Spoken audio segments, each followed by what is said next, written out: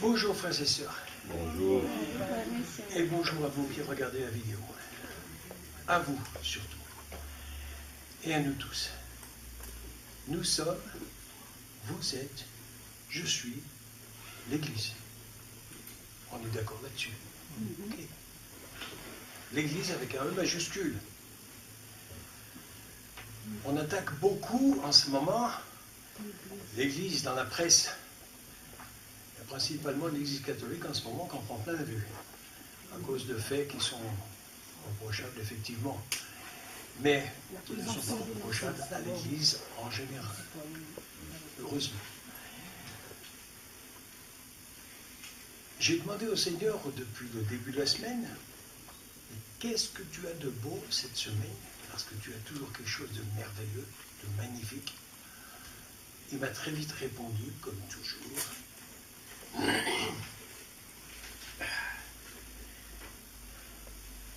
Nous avons effectivement un Dieu qui est grand, qui est bon. Comme j'ai dit quelquefois ces derniers temps, quand on dit Dieu est bon, c'est pas grand-chose. Hein. Parce que lui, Dieu, notre papa, quand il nous a créés, il a créé le premier homme, il avait créé les arbres, les poissons, les animaux et tout. Et à chaque fois, il disait, cela est bon. Et quand il a créé l'homme, l'humain que nous sommes, il a dit, cela est très bon. Wow. Pour lui, nous étions supérieurs à tout le reste de la création. Alors comment pouvons-nous dire simplement, Dieu est bon? Il est bien plus que ça.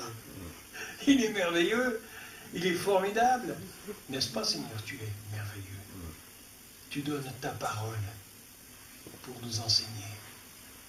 Tu donnes ta parole, mais pas seulement pour nous enseigner et nous faire grandir dans la foi, mais aussi avec une puissance pour guérir, pour transformer des vies. Et j'ai vu ces derniers temps que pour le Seigneur, il faut très peu de temps pour transformer une vie. Notre frère Stéphane Lungu est venu témoigner à Colmar et nous a raconté comment lui, Dieu, l'a transformé de terroriste, tueur qu'il était. Il en a fait un serviteur de Dieu, un apôtre, un évangéliste. En 5 minutes. Bon, c'est bon, j'ai un peu plus de 5 minutes, Seigneur. Je n'ai pas décidé de transformer des vies, mais toi, tu vas encore le faire quand même. Et tu veux transformer beaucoup de choses dans nos vies. Et dans la mienne aussi. Le texte que je vais vous apporter ce matin, vous l'avez déjà certainement lu et relu et entendu, mais ce n'est pas grave. Dans chacun des textes de la parole de Dieu, il y a une puissance. Et chaque fois que nous lisons ce texte, la première, la deuxième, la centième, la millième fois, il y a toujours quelque chose de nouveau qui touche nos cœurs. Quelque chose qui nous transforme, qui nous bouscule à l'intérieur, qui nous remet en question. Ça fait du bien. Alors reprenons encore ce texte-là ce matin. Il se trouve dans le prophète Néhémie au chapitre 8. Et vous allez très vite comprendre pourquoi j'ai mis en avant la parole.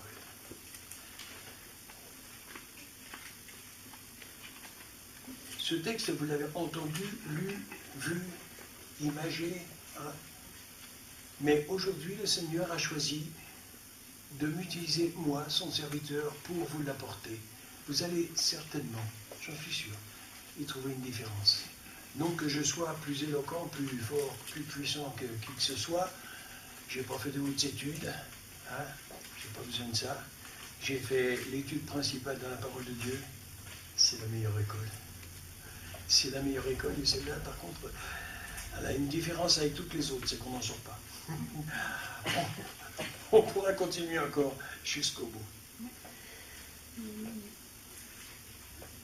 Cette parole de Dieu nous est apportée par les uns, par les autres, ceux que Dieu choisit. Nous avons la possibilité aujourd'hui de l'avoir sur le smartphone. Et ça, c'est un miracle fantastique de la technique que Dieu nous a donné. Ce qui a valu à nos frères et sœurs chrétiens d'Iran, un des pays les plus fermés à la parole de Dieu et à Dieu, de pouvoir en 6 mois télécharger sur leur smartphone 60 000 Bibles. En 6 mois, faire rentrer dans le pays 60 000 Bibles en papier, il ne faut même pas y compter. Il ne faut même pas y compter en une semaine, même pas en une année, même pas en 10 ans. Mais le Seigneur a fait en sorte que il sait y faire. Il utilise tous les moyens. Nous avons, nous, ici en France, d'autres moyens à notre portée, n'est-ce pas? Un petit Nouveau Testament qui est bien dans la poche, un évangile de Jean qui rentre aussi bien dans la poche, des petits évangiles dans de multiples langues, dans toutes les langues possibles, le plus possible. Cette parole de Dieu a maintenant pris sa place sur la planète. Et elle va encore en prendre. Et elle va encore en prendre. Nous avons là un des premiers sujets de louange et d'adoration. Parce que nous avons un Dieu qui est plus fort que les imprimeurs et les maisons d'édition. Il va toujours plus loin. Plus de 2500 langues et dialectes différents peuvent aujourd'hui lire la parole de Dieu et recevoir le message que Dieu leur donne, que Dieu nous donne dans nos cœurs. Quelle que soit la nationalité, quelles que soient les conditions sociales, même en Irak actuellement et en Syrie, ils reçoivent aussi la parole de Dieu. C'est énorme. Nous avons là un Dieu qui dépasse notre entendement, nos projets, nos raisonnements. J'en viens donc à lire ce texte.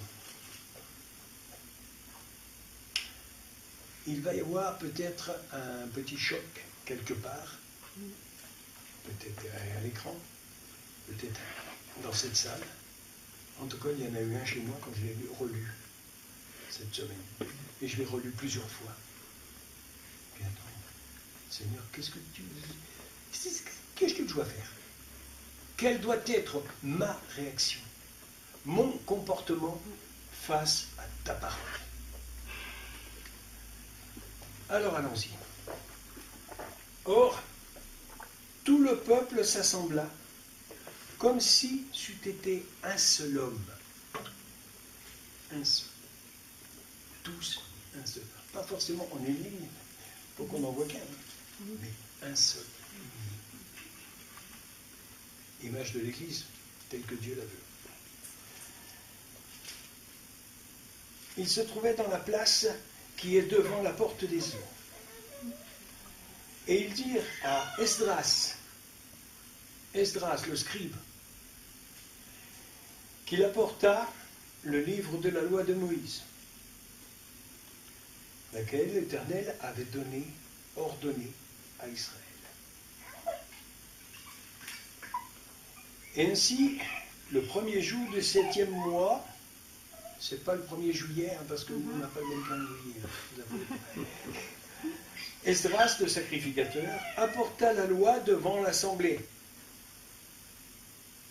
composée d'hommes, de femmes et de tous ceux qui étaient capables d'entendre, afin qu'on écoutât. Alors pour ceux qui suivent dans leur Bible, vous affolez pas pour la traduction, je suis dans la traduction David Martin 1707. Il y a une petite divergence quelquefois, mais vous allez voir qu'on dit la même chose. Et il lut le livre, dans la place qui était devant la porte des eaux, depuis l'aube du jour jusqu'à midi.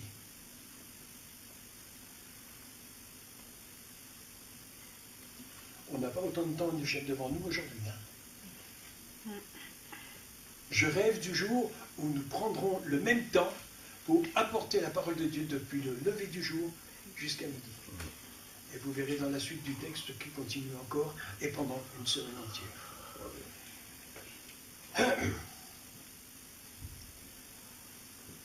Jusqu'à midi, dans la présence des hommes, des femmes et de ceux qui étaient capables d'entendre, et les oreilles de tout le peuple étaient attentives à la lecture du livre de la loi. Bon. Là, je m'en suis pris une parce que je me suis dit, attends, est-ce que tu es toujours aussi attentif quand la parole est apportée?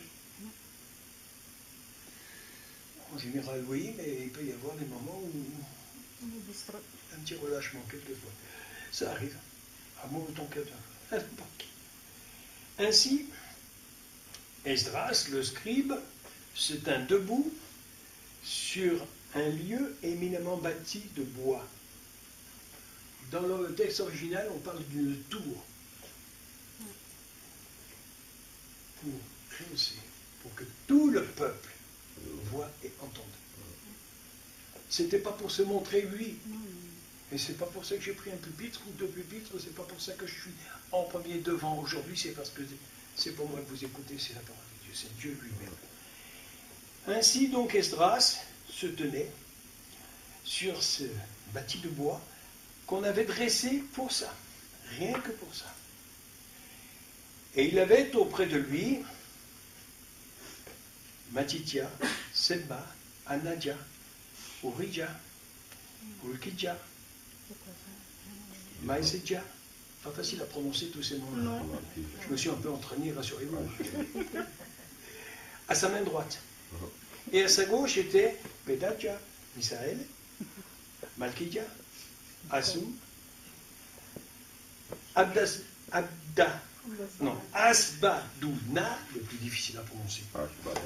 Pardon Seigneur. Zacharie et Mesoulam. Il avait donc du monde avec lui. Il n'était pas tout seul. À sa droite et à sa gauche, il avait du monde. Pour faire quoi? D'accord. Esdras ouvrit le livre devant le peuple, devant tout le peuple, car il était au-dessus de tout le peuple, pour que tout le monde le voie. Tout le monde voit bien?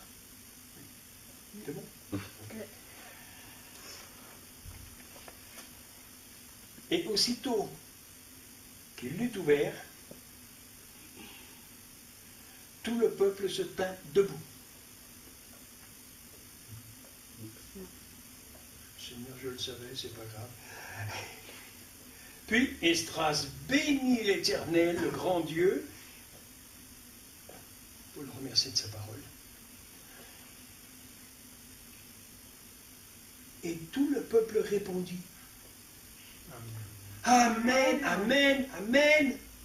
Wow. Ils en voulaient. Hein.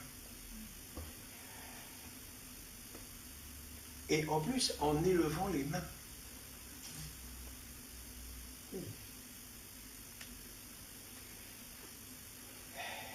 Puis, ensuite, ils s'inclinèrent et se prosternèrent devant l'Éternel, le visage contre terre. Quelle puissance dans cette parole. Seigneur, où il est ton peuple? Où il est ton Église? Pardon Seigneur, ce n'est pas une critique, c'est une question. Je rêve du jour où je vais les voir faire ça. Je serai le premier par terre. Aussi, alors là, on repart. Jesua, Bani, Sérebia, Yamin, Akub, Sébatai, Odidja. Le Seigneur n'a pas donné pour rien ces noms-là. Ça nous gêne quelquefois parce qu'on a du mal à les prononcer, mais il y a une bonne raison pour qu'ils soient là. Une bonne raison. Ce qui nous engage à faire une étude complète pour savoir pourquoi. Vous allez voir que c'est une richesse incomparable. Kelita, Azaria, Josabad, Hanan, Peladja et les autres Lévites. Eux, qu'est-ce qu'ils faisaient? Ils faisaient comprendre la loi au peuple, le peuple se tenant en place. Ils ne bougeaient pas. Eux, ils allaient faire comprendre. Et ils lisaient au livre de la loi de Dieu.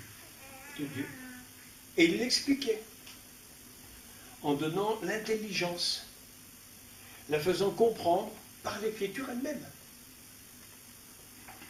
J'aime beaucoup ce petit verset 8. Par l'écriture elle-même, il faisait comprendre ce que Dieu dit.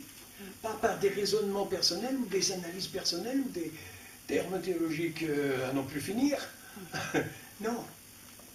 En toute simplicité, il faisait comprendre par l'écriture elle-même. Or, Néhémie, qui était à Tirsatha, j'ai fait une petite recherche, parce que moi, à Tirsatha, je ne savais pas ce que c'était non plus, rassurez-vous. Eh bien, c'est un terme qui veut dire simplement le plus haut gradé dans l'Assemblée, le plus sage. C'est nous, ça. Donc, Néhémie était le personnage le plus important. Et Esdras, sacrificateur et scribe, et les Lévites qui instruisaient le peuple, dirent à tout le peuple, « Ce jour est saint à l'Éternel notre Dieu. » Et je vous le dis aussi, ce jour, aujourd'hui, dimanche 20, premier jour du printemps, il est saint. Les autres aussi, mais celui-là encore plus. Parce qu'aujourd'hui, c'est Dieu qui nous parle. Il nous dit que ce jour est saint. Et pourquoi il leur dit ça?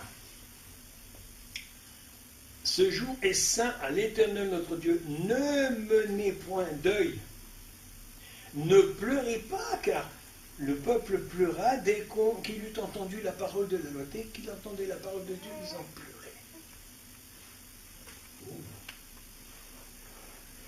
Puis il leur dit, allez, mangez du plus gras, buvez du plus doux, et envoyez des portions à ceux qui n'ont rien de près. Car ce jour est saint à notre Seigneur. Ne soyons donc pas tristes, puisque la joie de l'Éternel est votre force. Où est notre force?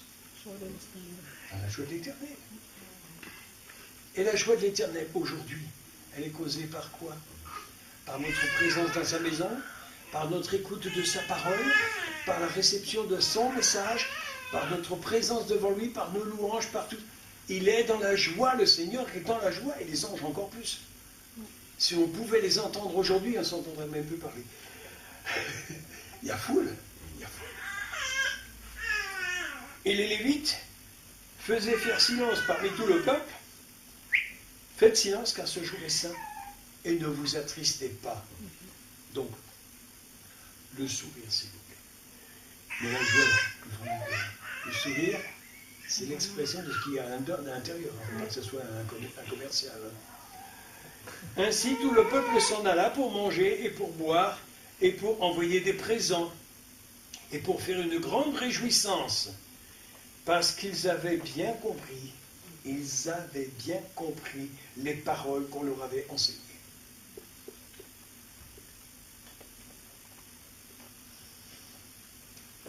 Seigneur, nous avons ta parole. Et nous avons en France, en particulier, et ici à Colmar, une énorme liberté. La liberté de pouvoir transmettre ceux qui ont un smartphone et qui n'ont pas le logiciel, je peux leur donner l'adresse, il est gratuit, il est très efficace, et vous pouvez faire des recherches et des études dans la parole de Dieu, c'est fantastique. Je l'ai aussi sur la tablette, la preuve. J'ai aussi à ma disposition encore beaucoup de petits évangiles de Jean. Nous avons ici encore en stock quelques Nouveaux Testaments. Je vais faire une recherche pour retrouver encore dans les autres langues. Nous avons les moyens de diffuser la parole de Dieu, de la propager au plus loin. Mais au plus loin, ça ne veut pas dire en Chine, ou en Inde, ou aux États-Unis, en Amérique du Sud, ou ailleurs. C'est dans nos familles, autour de nous, près de nous. ceux qui ne la connaissent pas, ceux qui la critiquent vachement, sans la connaître, sans en avoir entendu seulement un fragment, et surtout sans avoir reçu un des messages de Dieu dans sa parole qui transforme leur vie, sans avoir goûté cette puissance qu'il y a. Si je voulais, je pourrais prendre encore du temps et vous lire Ésaïe 53. Cette parole d'Ésaïe 53, qu'est-ce qu'elle contient? La puissance de guérison. J'ai encore dit ce matin à quelqu'un, l'Église devrait se lever, se réveiller un bon coup, et surtout, n'ayez pas peur de mettre les médecins, s'il y en a qui regardent, excusez-moi, au chômage. Non, non, parce que s'il y a des guérisons en pagaille dans les hôpitaux, dans les cliniques et partout, et même dans les rues, ils ne seront pas au chômage. On les embauchera, ouais, on vous embauchera les toubibs, pour signer les constats de guérison, pour ceux qui ont besoin de preuves. Il y en a toujours. Il y en a toujours. C'est merveilleux. C'est merveilleux d'avoir cette liberté en France, de pouvoir prendre la parole pour annoncer la puissance de la parole de Dieu, la puissance de Jésus, le message du salut, toutes ces choses. Combien sommes-nous dans l'Église en France? J'ai réfléchi encore un petit peu, parce que je réfléchis beaucoup, et ces derniers temps, le Seigneur me pousse à fond. Je manque un peu de sommeil quelquefois, mais c'est pas grave, je me réveille toujours bien reposé, même si j'ai que 2 heures de sommeil, c'est bizarre. Il sait le faire, là. Ouais. Mais je réfléchissais et je me disais, au cours de ces années, les 10 dernières années, je ne vais pas trop loin quand même, hein, je ne prends que les 10 dernières années. J'ai connu de nombreuses assemblées, et j'en connais encore beaucoup. Et je me dis, au cours de ces années, j'ai rencontré ces assemblées, ce n'est pas toujours les mêmes personnes qui sont dedans. Ils sont un certain nombre, peu importe. Mais c'est toujours le même nombre. Là, je me pose la question, Seigneur, qu'est-ce qu'on fait, nous, dans l'Église, là? Qu'est-ce qu'on est en train de faire, en fait? D'accord, qu'on est en train de louer, d'adorer, c'est magnifique. De passer des soirées en prière, c'est superbe, bien qu'elles sont toujours trop courtes. Tu es d'accord avec moi? C'est beaucoup trop court. Il y a tellement de sujets de prière. Mais si je réfléchis un peu en arithmétique, si chacun d'entre nous, nous apportons dans la semaine ou dans le mois, ou peut-être seulement dans l'année, une personne à Jésus, que cette personne se joint à l'Assemblée, logiquement en disant, est-ce que nous devrions toujours être le même nombre? Logiquement, non. Pas du tout. Alors, ce n'est pas une accusation, ce n'est pas une critique, parce que je suis aussi critiquable que les autres. J'ai amené, oui, ok, j'ai amené du monde, mais je ne suis pas le seul. Quand allons-nous nous réveiller? On prie pour un réveil. Moi, je dis, c'est plus la peine de prier pour un réveil. Stop, on arrête de prier pour le réveil. Il est en train de sonner. Et il est en train de sonner. Quand on voit les événements qu'il y a actuellement dans le monde et le nombre de conversions qu'il y a en Iran et que la parole de Dieu se répand à une vitesse qui nous dépasse, que l'on ne veut même plus maîtriser. Parce que si en 6 mois, il y a 60 000 Bibles qui sont passées par le smartphone en Iran, dans l'année prochaine, je suis sûr qu'il y en a 10 fois autant. 10 fois autant, faites le calcul. Et quand on voit, comme le frère Longo et d'autres encore, des gens dans la pire des situations, qui fait peur à tout le monde, ils ont troqué leur Kalachnikov pour la parole de Dieu. C'est pas beau, ça? Et quand les ministres, les chefs d'État, je ne parle pas de ceux de chez nous, hein, forcément, les autres c'est les mêmes, quand ils troqueront leur beau discours, écrit par un philosophe derrière quelquefois, hein, pour la proclamation de la parole de Dieu, dans tous ses axes, dans tous ses moyens, les nations commenceront à réfléchir à deux fois. Quand tous auront goûté, simplement goûté à la parole de Dieu. Parce qu'il faut y goûter. À tous ceux qui sont sur Internet et qui regardent cette vidéo, je vous dis, procurez-vous par tous les moyens possibles une Bible, un Nouveau Testament, la parole de Dieu. Parce que si vous voulez critiquer, on est prêt à vous écouter. Mais avant de critiquer quelque chose, il faut le connaître, il faut leur goûter. Si je vais vous expliquer le goût d'un fruit, pour ceux par exemple qui n'auraient jamais mangé une orange, si je leur explique la couleur, la forme, la texture, la composition chimique et tout le reste, ça ne leur fera pas grand-chose. Hein.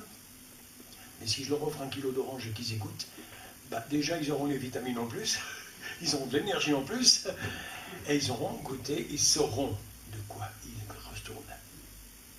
Et bien pour la parole de Dieu, c'est pareil. Nous ne sommes pas là, nous les chrétiens, les évangéliques en général, hein, les protestants aussi, les catholiques, il y en a beaucoup aussi. Nous ne sommes pas là pour convaincre qui que ce soit. Non, nous ne sommes pas là pour convaincre. Absolument pas. D'ailleurs, on n'y arriverait pas toujours. Hein. Il y a des moments où c'est très, très, très délicat et difficile. On ne trouve pas les mots, ou on n'est pas entendu du tout. Hein. Ça passe à côté. Non, on est là simplement pour transmettre ce que Dieu dit dans sa parole. Je me souviens, moi, personnellement, quand je me suis promené sur un boulevard de Paris dans les années 60, c'est-à-dire en 1960, j'ai rencontré des gens de l'Armée du Salut qui m'ont offert un petit Nouveau Testament. En poche.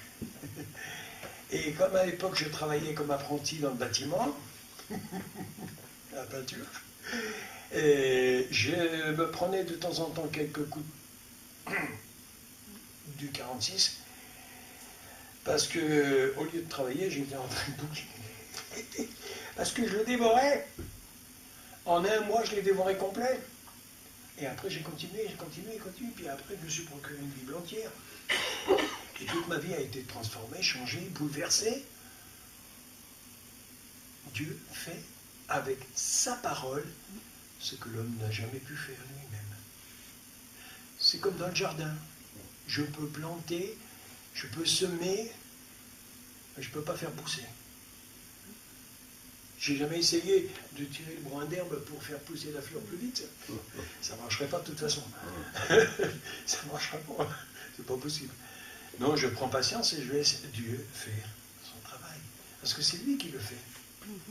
Oui, c'est bien. Comme me disait quelqu'un qui m'était très cher, qui a eu le culot de demander à la graine d'envoyer la verdure vers le haut et la racine vers le bas? Est-ce que c'est le jardinier, l'horticulteur, le viticulteur? Dieu sait ce qu'il fait. Et qui a mis dans la plante une petite graine de plus pour qu'elle en fasse l'autre? C'est pas le viticulteur, c'est pas l'horticulteur. Non, aucun. C'est le Créateur. Alors on peut admirer tant qu'on veut la création. Il y a des écolos qui connaissent ça. Il y a des admirateurs, des fans de la nature, des marcheurs en montagne et tout. Hein. Mais le Créateur, vous l'avez regardé de près? Il ne faut pas l'oublier quand même. Osez me dire que c'est venu tout seul? La parole de Dieu vous dit le contraire. Osez me dire qu'il peut venir des fruits que ici ou là-bas sur la planète? La parole vous dit le contraire. Dieu dit dans sa parole. Et vous pouvez éplucher la parole de Dieu tout entière. Ses origines. Comment elle est venue. Quand est-elle venue? Il y a longtemps. Il y a très longtemps. Et elle est toujours la même. La parole de Dieu est d'une puissance incroyable. Incroyable. Elle est une richesse. Une richesse qu'on ne peut pas mettre dans un coffre. qu'on ne peut pas déposer à la banque. Mais ceci est une Bible. Chacune de ces pages, pour moi, c'est un chèque. C'est un immense carnet de chèques. Et ce qui est fantastique, c'est que quand je prends un de ces chèques, et j'en tire toute la richesse qui se trouve là, si je marqué dessus, il n'y a même pas de circule. C'est super. Hein? Je peux prendre le suivant et ainsi de suite, et revenir sur le premier, il y a toujours autant de richesse, il se remplit automatiquement. Plus je le vide, et plus il se remplit. Et dans mon cœur, et dans ma vie, et dans mon raisonnement, plus je connais la parole de Dieu, plus j'augmente en richesse, et plus ma vie se trouve retransformée chaque jour, ramenée, mon entendement, mon raisonnement, ma façon de voir les choses, mon regard sur le monde, sur mon prochain, quel qu'il soit, est complètement différent. Alors mes amis, regardez bien cette vidéo et réfléchissez. Regardez-la plusieurs fois si vous voulez. C'est fait pour. Mais surtout, réfléchissez bien. La parole de Dieu peut transformer ta vie tout entière. Où que tu sois dans l'opulence, dans la grande richesse, en te posant la question, qu'est-ce que je vais en faire? Que tu sois dans la misère la plus complète, sache que de toute façon, il y a toujours quelqu'un quelque part qui va venir te secourir. Il s'appelle Jésus. Et il a des instruments à profusion. Il a des serviteurs sur toute la planète. Où que tu te trouves, n'importe où dans le monde, Dieu est toujours à tes côtés. Il est toujours près de toi. Parce que par sa parole, il peut t'appeler par ton nom et te dire qui tu es à ses yeux en réalité. Parce que tu crois être ni ce que les autres te disent, mais ce que lui te dit.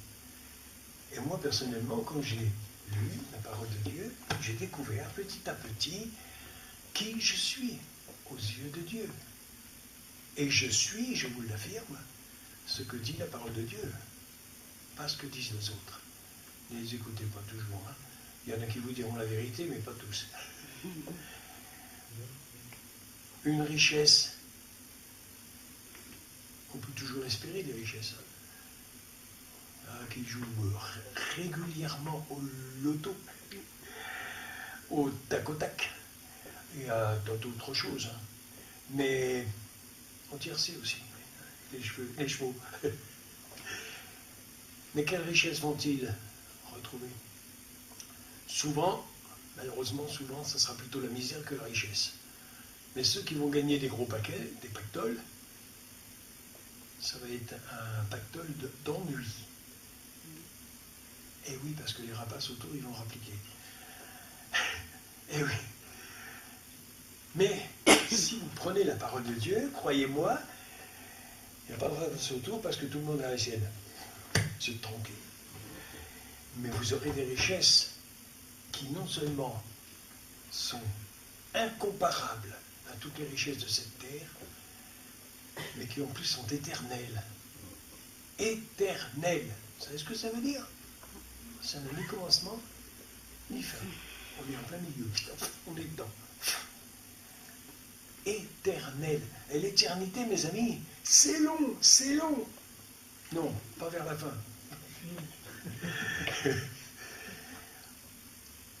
Le Seigneur parle aujourd'hui encore. Il utilise de nombreux serviteurs. J'en connais beaucoup. Certains sont des érudits de la théologie. On a tendance un peu à s'endormir quelquefois en les écoutant. C'est gênant. Mais c'est pas grave. Si on écoutait plus la parole de Dieu qu'il nous apporte, on comprendrait beaucoup plus et on recevrait beaucoup mieux. Mais il y a aussi ceux qui parlent avec leur cœur, avec leur tripes, parce qu'ils sont conduits par le Saint-Esprit. Il y a le Père, il y a le Fils, il y a le Saint-Esprit, qui font 3 en 1, comme on dit. 1. Vous ne pouvez pas vous les séparer. vous ne pouvez pas. Dans la parole de Dieu, vous allez voir, vous allez découvrir, premièrement, Jésus, le Fils, qui va vous révéler le Père et qui va vous donner le Saint-Esprit, vous le délivrer. Waouh! Quelle merveille! Quel autre livre sur cette terre peut vous apporter autant de richesse et autant de bonheur? Et quel livre sur la terre, quelle bibliothèque en fait, parce qu'il y en a 66, sinon ça fait du monde. Quel ouvrage sur la terre peut apporter la solution à ton problème, ici, aujourd'hui? Aucun. Alors j'ai commencé ce message par la réflexion, qui sommes-nous dans l'Église et qu'est-ce qu'on y fait et quel est notre comportement vis-à-vis de la parole de Dieu. Maintenant, il y a encore un peu de temps, mais ce temps, je vais vous le laisser, vous le donner.